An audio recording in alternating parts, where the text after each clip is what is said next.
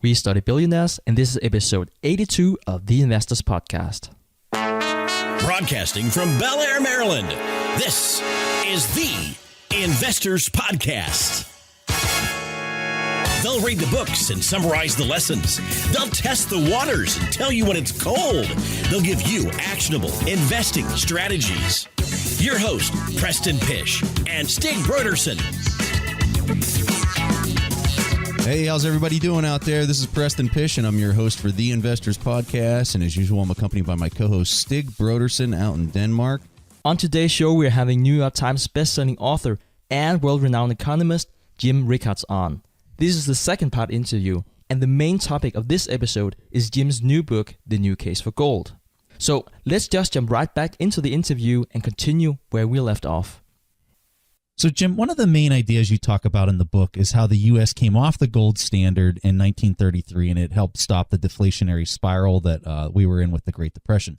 This time around, you suggest that if the U.S. would create a dollar peg, among other things, but to create a dollar peg to gold at a higher price, say $10,000, it would potentially create the inflation across all the other asset classes due to the enormous devaluation of the dollar. Although I would agree this would have an impact, I think that the situation we're in today is slightly different than 1933. So back then, the public debt was significantly lower than it is today. And additionally, this new gold standard wouldn't fix the inherent issues with the main deflationary forces, which is the income and wealth inequality.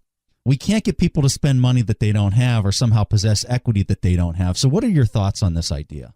Preston, that is the most densely packed question anyone has ever asked me. It's a brilliant question, by the way, and you make a number of very, very important points, and I'll address them. But there's a lot there, so let me unpack it a little bit. So let's start with how I get to $10,000 gold and your reference to 1933, and I would go back a little bit earlier to 1925. In World War I, the major combatant nations either went off the gold standard completely or at least suspended shipments of gold because they knew they needed gold to fight the war. So the gold standard that was very successful from 1817 to 1914 broke down in World War I. Now we're in the 1920s, and the countries want to get back to the gold standard. They have an International Monetary Conference in 1922. So finally, come forward 1925, Winston Churchill is Chancellor of the Exchequer. John Maynard Keynes is an advisor to the Exchequer. Parliament's about to pass an act that would basically reestablish the gold standard. And the question is, at what price? What should the price of gold be? And Churchill felt that it should be the pre-World War I price, which was approximately $20 an ounce. Of course, it was in pounds sterling, but for listeners, about $20 an ounce. And he did this really as a point of honor. He said, well, paper money into gold is a contract, which it is. And we have to honor the contract. And if that was the old price, that's going to be the new price. Otherwise, we're not honoring the value of the pound sterling. But Keynes said, and Keynes was actually correct on this, he said, well, look, that's fine. But you doubled the money supply to fight the war. You printed twice as much money to fight the war. If you want to go back to a gold paper parity, you have to do one of two things. You either have to double the price of gold to reflect the new money supply, or you have to cut the money supply in half. But you have to do one or the other. But if you don't, if you go back at the old price, you're going to have to reduce the money supply, and that's going to be extremely deflationary. Churchill blundered. Churchill took the old price. He ignored Keynes. He took the $20 price. As Keynes predicted, England had to contract the money supply to maintain the parity. That was highly deflationary, highly depressionary. It contributed to the Great Depression. It put England, UK in a depression 4 years before the rest of the world. By the way, it's given gold a bad rap ever since because everyone says gold caused the Great Depression. Gold did not cause the Great Depression, but a politically motivated price of gold did. And Churchill later admitted that was the greatest blunder of his career because, as you say, he threw his country into a depression. Now come to today. So I'm not saying we will definitely have a gold standard. I'm saying we probably will when things get bad enough. But if you want to have a gold standard or even a gold reference price of some kind, it begs the question, what's the price?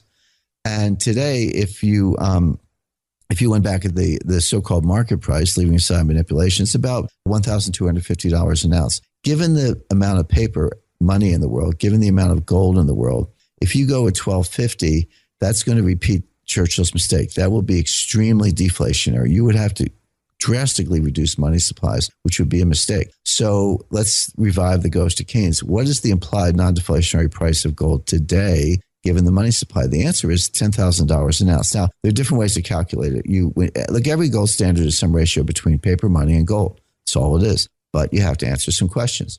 What is my definition of paper money? Is it M0, M1, M2? These are all different definitions. Number two, who's in the club? Is it just the United States or is it nations around the world? Number three, how much gold backing do I want?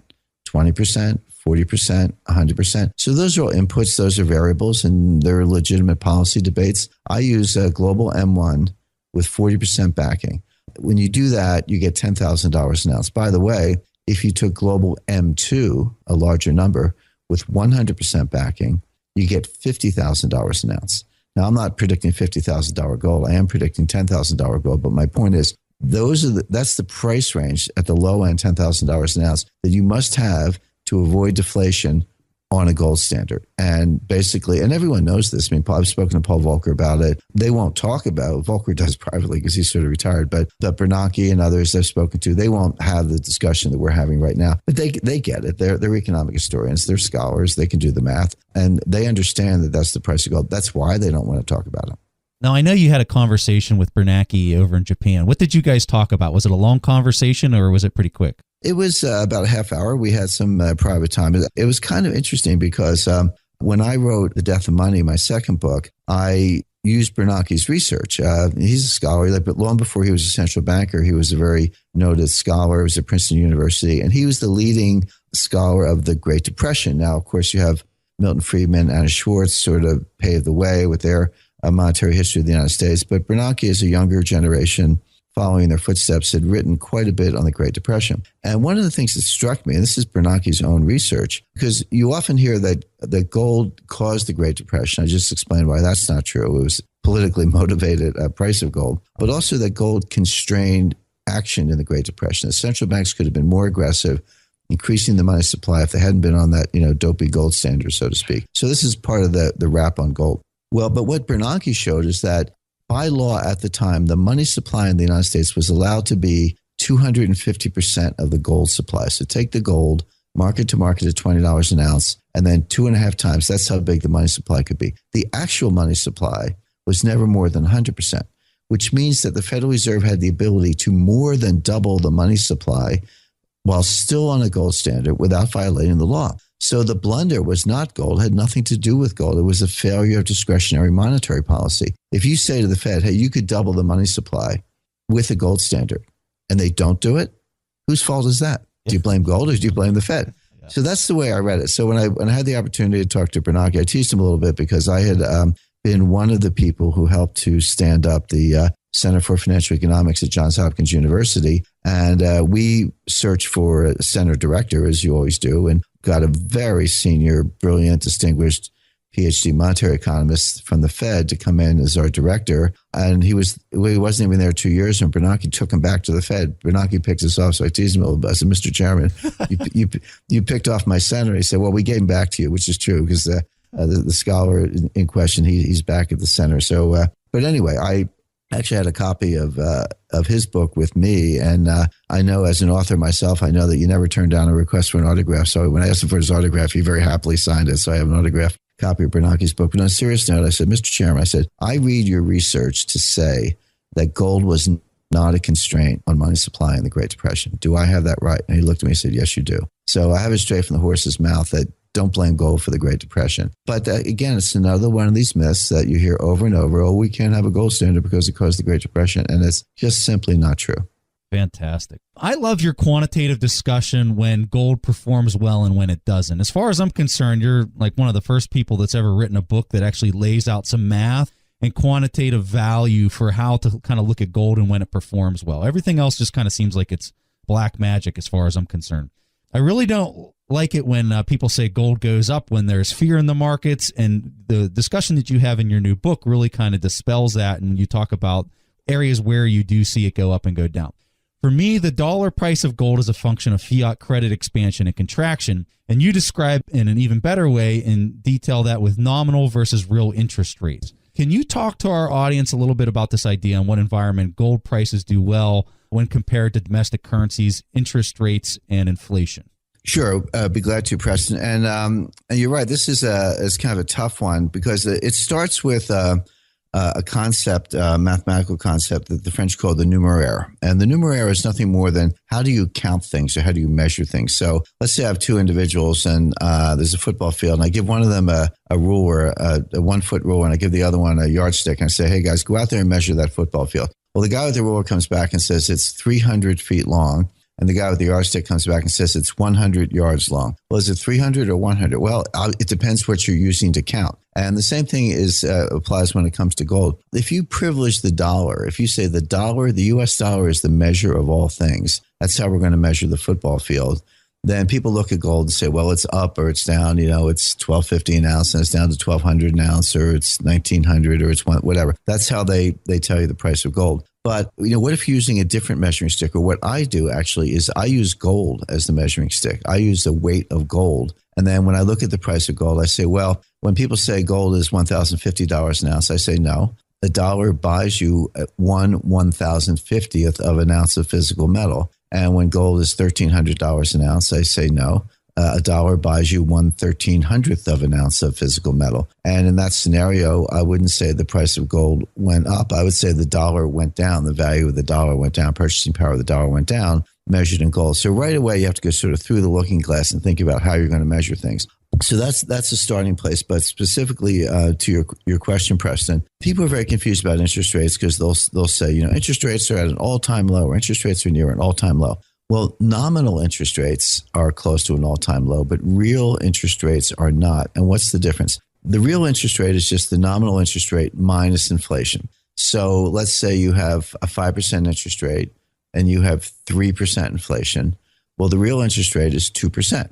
Because if you borrow money at 5%, but there's 3% inflation, you get to pay the money back in cheaper dollars. What you're paying back doesn't have as much real value. So the real cost of the 5% loan in a world of 3% inflation is actually 2%. That's the real cost. I remember when I got my first mortgage in 1980, it was 13%. My mother cried because her first mortgage was like 2%. I said, but Mom, I've got a 13% mortgage, but inflation is 15%. So my real cost is -2, and taxes were 50%. It was tax deductible. So on an after-tax basis, I was making 4 or 5%. So the bank was paying me to be a borrower. But that's the thing. In other words, when interest rates were 13%, the real interest rate was lower than it is today because of the impact of inflation. So right away, you gotta put that inflation factor in there if you want to see what's going on. And interest rates today actually are pretty high because inflation is so low. This is why Europe is chasing. Well, this is why Europe has negative interest rates, because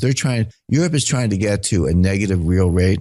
A negative real rate is one where the bank pays you to be a borrower. You get to pay them back in cheaper dollars. There's no project that doesn't make sense in a world of negative real rates, because it's like, hey, you're paying me to borrow the money. What's the big deal? If I lose money, I still make money. So, but as inflation gets lower and lower, you have to take the nominal rate lower and lower to get to a negative real rate. So you're chasing your tail. It's like, nominal rates are chasing inflation down, trying to pass them and get to a lower level so you can have negative real rates. And it's not working because inflation continues to fall. By the way, we could spend an hour on why this is all true, but just to make the point, if the interest rate is -1%, sounds low, right? But let's say inflation is actually deflation of -2. What's the real rate? Well, it's -1 minus -2. When you subtract a negative, you add the absolute value. The real rate is +1. It's still a very high real rate. It's expensive money. -1% is expensive money if inflation is -2, because the real rate is +1. Now we're through the looking glass, right? Subtracting negatives. It's not, the math isn't that hard, but it's a little bit counterintuitive. So that's the world we're living in. But just to cut to the chase, Preston, gold loves a negative real rate. Because the world of negative real rates is the world of higher dollar prices for gold. Because what's the wrap on gold? It has no yield. Okay. But if real rates are negative, then gold with no yield is the high yield asset. 0 is greater than any negative number. So if interest rates are negative and gold has a 0 yield, you have a positive yield on gold. Gold's the high yield asset. Perfect. In your book, Jim, you clearly distinguish between paper gold and physical gold. And you highlight the risk of the former market easily being 100 times bigger. Could you please explain why investors that might think that they are invested in physical gold might only be exposed to the price of gold and which other risk it entails?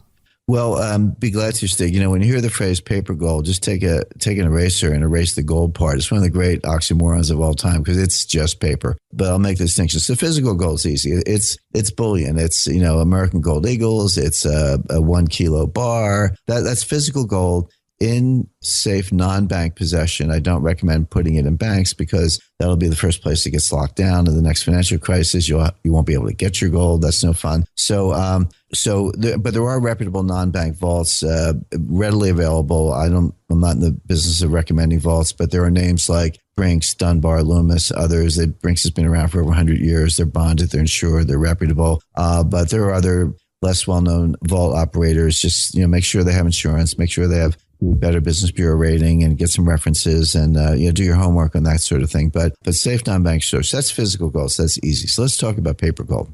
Comes in 3 flavors. There's the COMEX futures contract.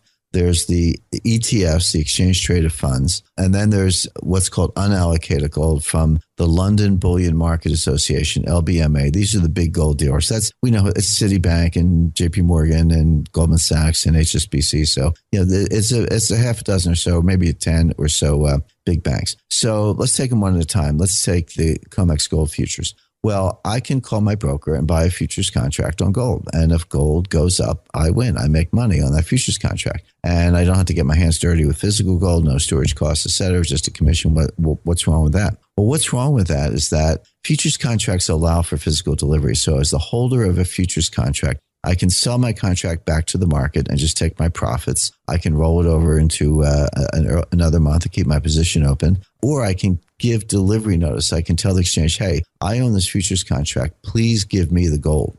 And they will allow you to do that. And they'll ship the gold to a designated place. The problem is the amount of gold in the warehouse is about 1% of all the futures contracts outstanding. What do you think would happen if all the long holders of gold futures contracts all called up once and said, give me the gold? Well, clearly they wouldn't do it. They couldn't do it. And guess what? They don't have to.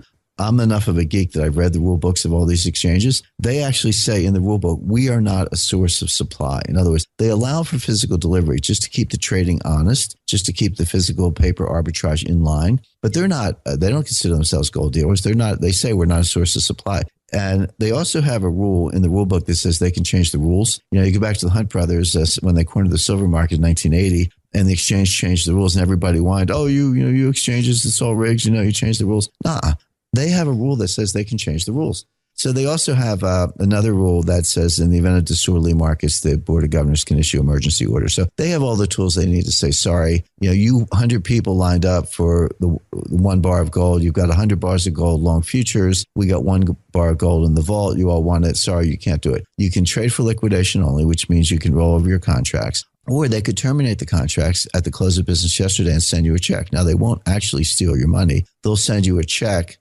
for yesterday's close. But what you want is today's price, because when is this going to happen? This is not going to happen in calm times. There's conditional correlation. This is going to happen when there's a full-scale buying panic going on. So you're going to be sitting there, price of gold up $100 an ounce, up $200 an ounce the next day, up $300 an ounce the day after that. You're going to be watching the price of gold go up on television, but you're not going to be able to get your gold. You're going to get a letter from the COMEX saying, here's your check for yesterday's price or 2 days ago's price. So you're not going to get the protection exactly when you most need it. See, that's the other thing people don't get. The time when these contract clauses and exchange rules are invoked to deny you your profits will be exactly the same time when your profits are the greatest, because there's correlation between panic and emergency action. Same thing with the ETFs. People say, well, I own GLD. That's I don't want to pick on GLD, but that's a ticker symbol. That's the biggest ETF. So I own gold. No, you don't. GLD is a share of stock traded on the New York Stock Exchange in a trust that has administrators and trustees and authorized agents. So yes, there is a vault in London that does have gold in it. I'm not saying there's no gold anywhere, but you can't get it. All you can do is sell your stock, right? What if the stock exchange is closed? People say, oh, well, that would never happen. Guess what? The New York Stock Exchange was closed for 5 months from July to December 1914.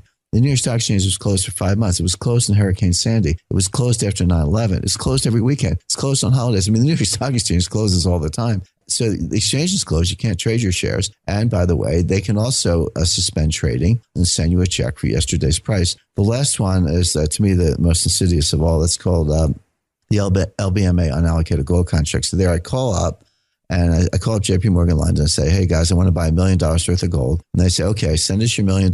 Here's a contract, sign here, you own the gold. That contract calls for something called unallocated gold. And this goes back to our billionaire friend Kyle Bass when he went to Hong Kong. He said, where's my gold? They go, well, it's all over the place. In other words, you don't own any physical gold. You have sort of a claim on gold, but they could have 1 ton of gold and sell 1 ton each to 100 investors. They could sell 100 tons of paper gold for 1 ton of physical gold. It almost sounds like these multiples of 100 sound. I just don't know how that could be legal. And I know you're a lawyer as well, Jim, so I guess you could talk to the specifics of that. But instead of that, let's go on to the next question. One of the billionaires that Stig and I study a lot is Ray Dalio. And Dalio has this saying that financial markets find themselves in a risky situation when nominal growth does not exceed nominal interest rates. This is also something that you mentioned in your book.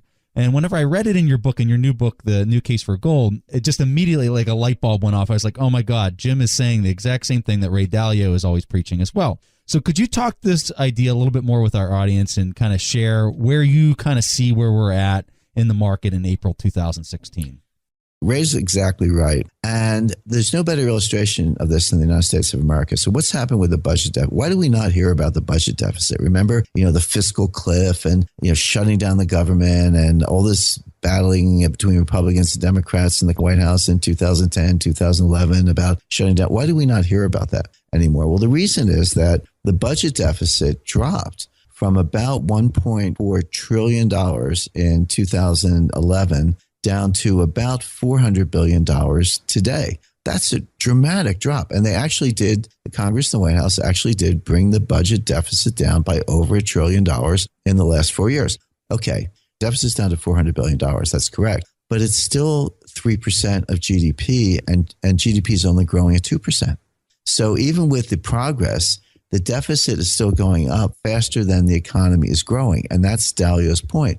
You're still going broke. Now, you're going broke a little more slowly than you were, but you're still on the path to Greece. So just think of it this way. Let's say you have a job and you have a credit card and your boss is giving you a 2% raise every year, but your debts are going up 3%. You're going to go bankrupt. It may take a little while. You can kind of pay the minimum or whatever, song and dance with the credit card, but you're going to go broke. So that's the basic math. So if your debts are going up faster than your growth, you're going broke. And that's true in the United States, even with the progress now. But there's another even deeper point that Dalio is making, which is when he uses the word nominal, because go back to our discussion on real interest rates, nominal interest rates. Nominal growth is real growth plus inflation. Okay. So what Dalio is saying is, well, there's another way out of this debt trap, which is we don't have to have real growth, but we do have to have nominal growth. So you can layer a little inflation on top of that. So let's say that the debt is going up, the nominal debt is going up 3% a year. Well, if real growth is 2%, which is a problem, but you can have 2% inflation so that nominal growth is 4%. Now what's happening? Now your nominal growth is greater than your debt and you're coming out ahead. So there are two ways to solve the debt problem. One is real growth, which is good. Everyone likes that. But if you can't get real growth, get some of the phony baloney nominal growth, which is real growth plus inflation. So what Dalio is saying is that we're not even doing that. Like, not only does real growth stink, nominal growth stinks because we don't have any inflation to speak of. So you can win the debt game if nominal growth goes up faster than nominal debt. And so, but behind that, hidden behind that is the idea that you don't actually need real growth, but you do need inflation. And this is what Janet Yellen's trying to get. And she said, it goes back to Mick Jagger. You can't always get what you want. The math is simple. Everyone understands the math. Janet Yellen understands the math. The question is, the point is she can't get there. So I guess my point to Dalio and whoever else is trying to get there, let's look at Japan. They can't get there. They've been spending, they're buying equities through ETFs at this point. They're trying to get there so bad and they can't. So I guess from when I'm looking at it, can we get there without a 1922 Germany situation? Well, there are two ways to get there. One is the one you mentioned, Preston, which is 1922 Germany, which is, if you print enough money, you have to put the pedal to the metal. And this is what Paul Krugman is talking about. Paul Krugman, he's notionally right. I don't think he's right in terms of what's best for America, but his math is correct, which is that Krugman looked at the $900 billion stimulus bill in 2009 that was Larry Summers, Christine Romer were the economists, and they were in the White House at the time, and President Obama signed on. The Congress passed it. $900 billion stimulus spending bill. Krugman said that should have been $2 trillion. You want some stimulus, do it right. But the problem, this goes back to something you said earlier, Preston, when you were talking about velocity. Just to explain velocity. Velocity is the turnover of money, right? So let's say it's the evening. I've got two choices in my life. I can go out to dinner and, tip the waitress, and the waitress can take a taxi cab home and tip the taxi driver, and the taxi driver can take the tip and put some gas in his car, right? In that example, my money has velocity of 3.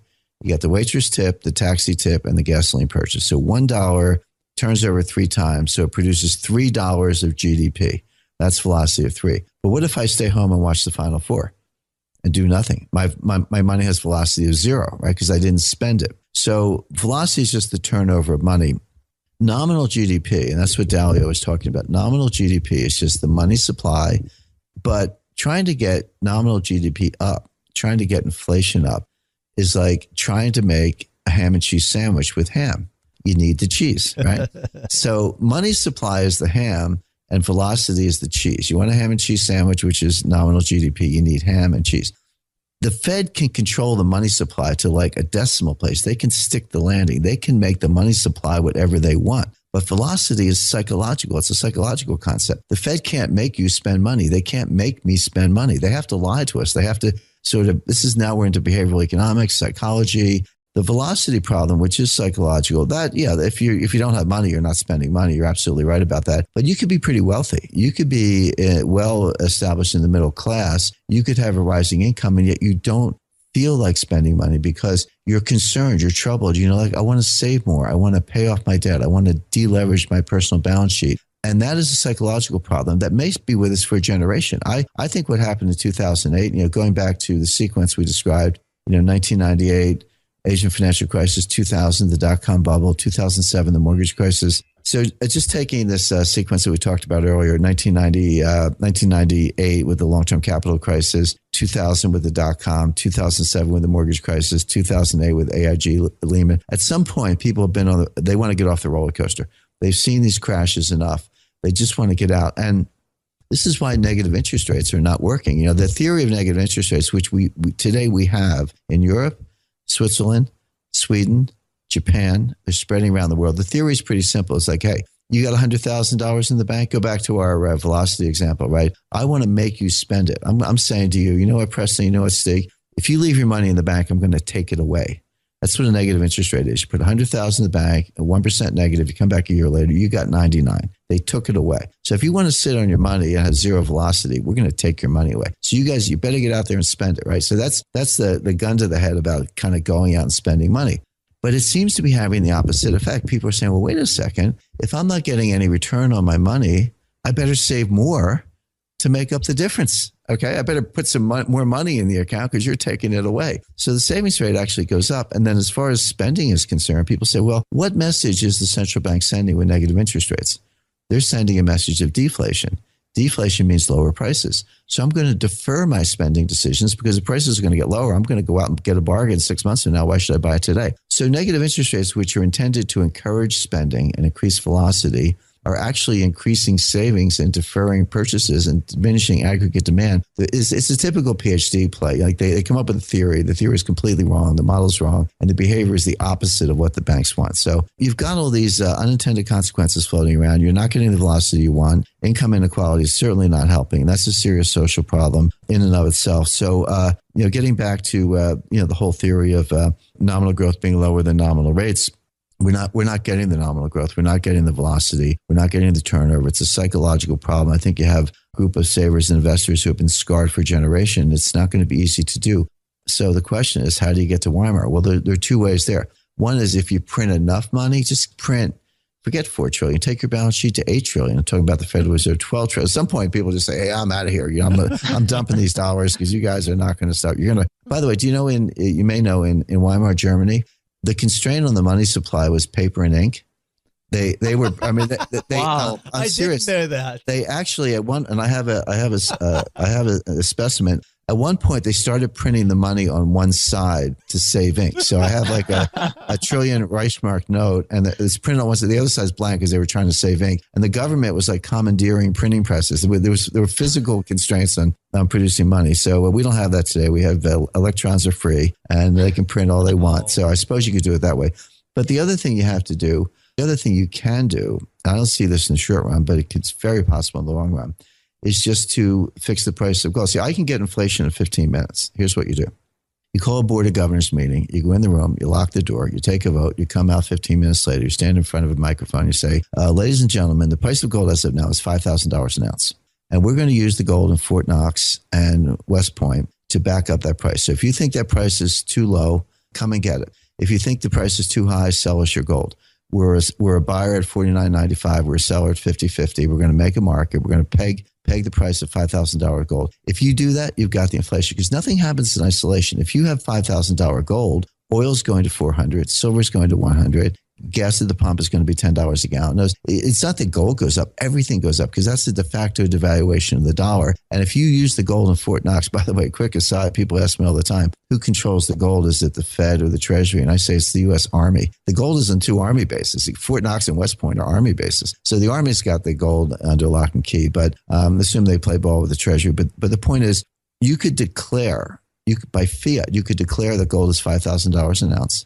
You could make it stick by open market operations, buying it when it's low, selling it when it's high, give the people freedom to buy and sell the gold to the government. And then gold would be $5,000 an ounce. And then you would have 80% inflation overnight. So you can either just do the Weimar thing, just print till you run out of ink or electrons, or peg the price of gold at $5,000 an ounce. Those are, by the way, those are the only 2 things that work. Because how do you change the psychology? Everything they're doing is failing, is having the opposite effect. This is a very tough problem.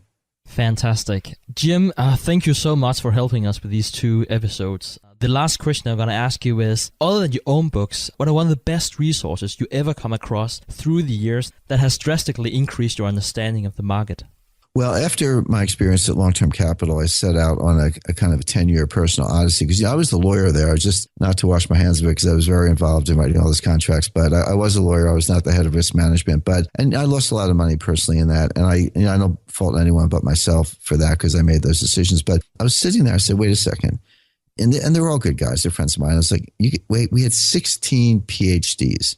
You folks went to MIT, Harvard, Yale, Chicago, Stanford. You're the fathers of modern financial theory, 2 Nobel Prize winners, seasoned traders. And obviously you got this disastrously wrong. Everything you thought you knew must be wrong because otherwise this wouldn't have happened. So I set out on a kind of personal odyssey to figure out 2 things. Number one, what went wrong? It took me about 5 years and I did figure that out. But then I kept going. I said, well, if those models, the models that we're using don't work, are there models that do work? Are there better ways of thinking about this? And this is kind of what set me apart from Nassim Taleb, author of The Black Swan, great bestseller, great book.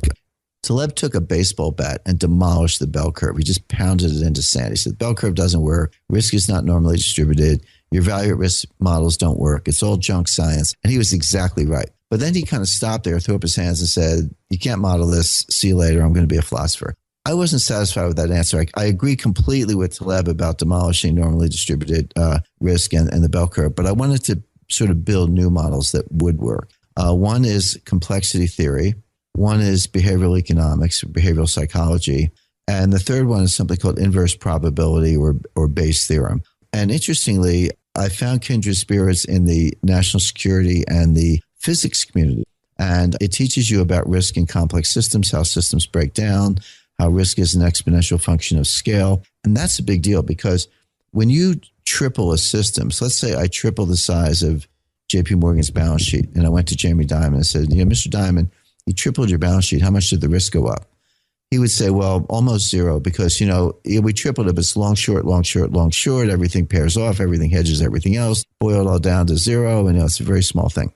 If you ask my mother, she's a brilliant woman, but non-economist, she's 85 years old, said, Mom, I tripled the balance sheet at JP Morgan. How much did the risk go up? She would probably use intuition and say it went up 3 times. Well, Jamie Dimon's wrong and my mother's wrong. When you triple the scale of a system, the risk goes up exponentially. It goes up maybe 10 times or 100 times, depending on all the factors. And that's what's happening in the banking system. And that's why the next crisis will be much worse than 2008. But that's good science. That's physics. And that's what I brought from physics. Behavioral psychology, I think that ground is pretty well known. Even some PhD economists are starting to use it. Kahneman, Tversky, and Early and others, and lots of experiments to show that we are not rational as economists define it. We have all kinds of risk aversion and other behavioral things that you have to take into account. And the third thing I really learned in working with the United States intelligence community, because you use it at CIA and elsewhere all the time, which is Bayes' theorem. Bayes' theorem is a tool that lets you solve problems when you don't have enough information. A statistician like Janet Yellen would say, give me lots and lots and lots and lots of data, and I'll do the regressions, look for the correlations, and that'll guide policy and all that. Well, that's fine if you have the data. What if you don't have the data? 9/11 was one data point. What if your job is to look out for the next spectacular terrorist attack, which is the job of the intelligence community? That's your job. What are you going to do? Wait for 1,000 attacks, 3 million dead, and then say, I have enough data now. I think I can solve the problem. You don't have enough data. How do you solve problems when you don't have enough data? The disappeared Malaysian airliner, you had one of those. How do you solve it? That's where Bayes' theorem comes in, and I use that quite a bit. So Neil Johnson wrote a book called Simply Complexity, great title, but again, good but rigorous but accessible layman's introduction to complexity theory.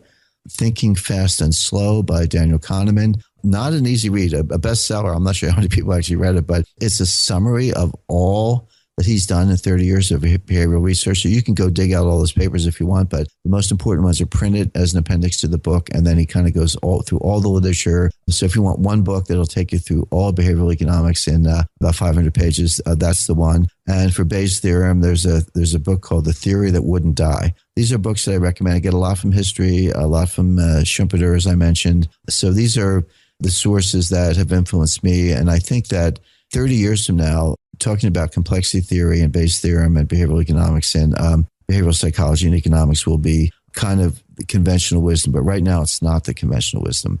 The Fed and other central banks are still using value at risk and stochastic general equilibrium models and things that are just simply obsolete.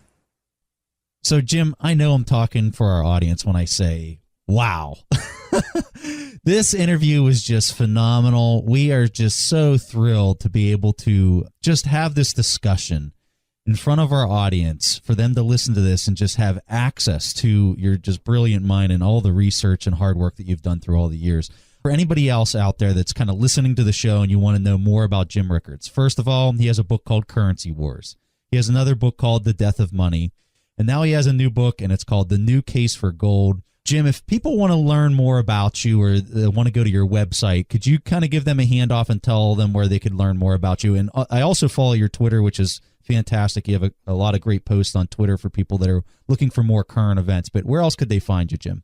Thank you, Preston. Sure. My Twitter feed is at James G. Rickards. I use my middle initial G for George. So at James G. Rickards. It's about 90% international monetary economics and 10% Phillies baseball. So you got to take the good with the bad. My website is www.jamesrickardsproject.com. Rickards, by the way, is Rickards. So www.jamesrickardsproject.com. A lot of resources there. The Twitter feed we mentioned. And then, of course, my new book, The New Case for Gold, covers a lot of what we talked about in this interview. And the first two books, Currency Wars and The Death of Money, were macro, top-down, critiquing the system, making recommendations for the system. The Gold book, The New Case for Gold, a little bit more of a manifesto, a little bit shorter than the other book, saying, look, I'm still trying to fix the system. I'm still trying to help policymakers. But just in case they're not listening, here's what's going to happen. Get yourself some gold. But I want to give people reasons why. I never make a claim or never make a recommendation without giving the backup, the research, the history, the analysis. It's all there. But I had written about gold in my other books, kind of one chapter here, a couple chapters there. And I said, you know what? I need to sit down, put it all in one place. Everything I've learned, everything I know, everything I've experienced, put it all in one place, make it easy for the reader. So that's The New Case for Gold. So Preston, Stig, thank you for the opportunity. Thank you for inviting me on the show. It's been a great conversation. Really enjoyed it, and I hope the listeners enjoyed it as well. I'm sure they will. As Jim is dropping off this call, I just want to thank everyone for listening. Before I'm letting you go, I just want to give you a quick shout out for the free executive summaries that Preston and I type up and send to you twice a month. You can sign up on our website where you can find the 35 summaries that we already did. Also on our site, you can find the link to a free Audible book, which is basically a free book from Preston and me to you. You can also claim your free book on audibletry.com/The Investors Podcast. That was what we had for this week, and see you guys next week. Thanks for listening to The Investors Podcast. To listen to more shows or access to the tools discussed on the show, be sure to visit www.theinvestorspodcast.com. Submit your questions or request a guest appearance to The Investors Podcast by going to www.asktheinvestors.com. If your question is answered during the show, you will receive a free autographed copy of the Warren Buffett Accounting Book. This podcast is for entertainment purposes only. This material is copyrighted by the TIP Network and must have written approval before commercial application.